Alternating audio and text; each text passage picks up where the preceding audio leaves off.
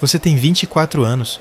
O som do bip das fritadeiras ainda ecoa na sua cabeça, misturado com pedidos repetidos e rostos impacientes. Mas hoje, tudo parou. Você foi demitido. Um aperto de mão frio, um envelope pardo. Nenhum agradecimento, nenhuma despedida. No aplicativo do banco, o número brilha. R$8.000. Seu acerto. Seu FGTS. Anos da sua vida resumidos a um saldo. Você anda pela rua sem destino. O cheiro de óleo diesel, o calor do asfalto, o barulho da cidade.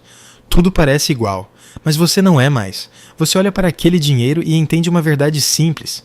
Isso acaba rápido. Se pagar as contas, comprar alguma coisa, em pouco tempo você volta para o mesmo lugar. Mas o desespero, esse nunca acaba. Você entra no bar do seu Jorge, um lugar simples, velho, meio esquecido. Pede uma bebida e fica em silêncio. É aí que você percebe. Seu Jorge está diferente. Cabeça baixa, contas espalhadas, olhar perdido. Ele precisa de dinheiro, R$2.000, urgente. O banco disse não. Você olha para o seu celular, R$8.000 parados. Parados não, esperando. Você sente algo estranho. Não é só pena, é poder. Você fala sem pensar muito. Eu te ajudo, mas mês que vem você me devolve R$2.500. Ele aceita na hora, sem negociar, sem reclamar. Naquele instante, algo muda. Você deixa de ser quem pede e vira quem decide. 30 dias depois, ele te paga, sem atraso, com respeito. R$500 limpos, sem chefe, sem uniforme, sem grito de cliente. Só dinheiro. E você entende. O desespero das pessoas vale mais do que qualquer salário. Os dias passam, o dinheiro gira, um indica o outro. Agora você não é mais invisível, você é necessário. Você compra uma caderneta preta, começa a anotar nomes, valores, datas. Sua regra é simples, dinheiro rápido, juros altos. Quem está apertado não discute, quem precisa aceita. Você começa a ver padrões. Quem está mais desesperado, paga mais caro. Quem não tem opção, vira cliente fiel.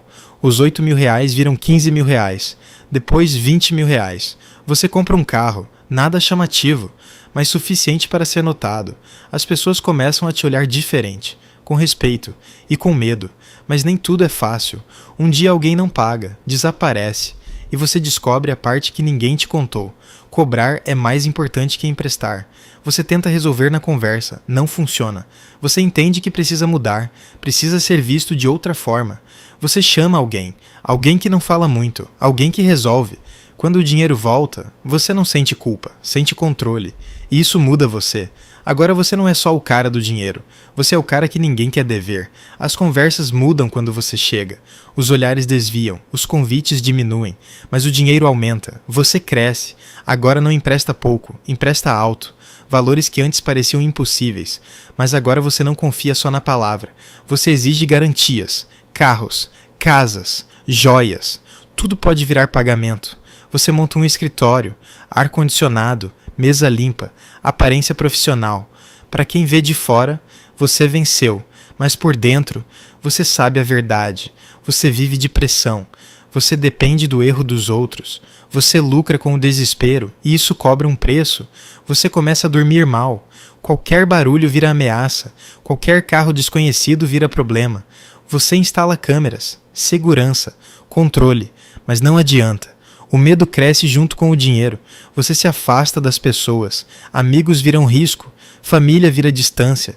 Você tem dinheiro, mas não tem paz. Até que um dia, o jogo muda. Um cliente importante. Alguém com poder. Alguém que devia muito. Ele não quer pagar. Ele decide resolver de outra forma. Você vira problema. E problemas são eliminados. De madrugada, tudo acaba. Porta arrombada. Gritos. Luzes. Você nem tem tempo de reagir. Seu nome aparece na televisão. Seu dinheiro some.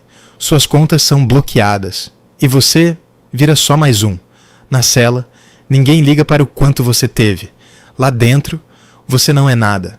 Os mesmos que te respeitavam desaparecem. Você entende tarde demais. Você nunca controlou o jogo. Você só jogou até ser descartado. Anos passam.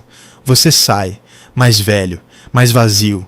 O mundo mudou, mas algumas coisas, não.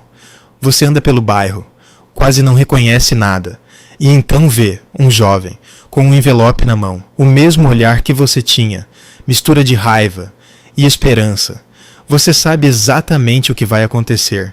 Você pensa em falar, avisar, impedir, mas não adianta, porque esse caminho não começa com escolha, começa com necessidade, e quando começa, raramente termina bem. Você segue andando, em silêncio, porque no fundo, você sabe, as ruas nunca ficam sem dono, e o ciclo nunca para.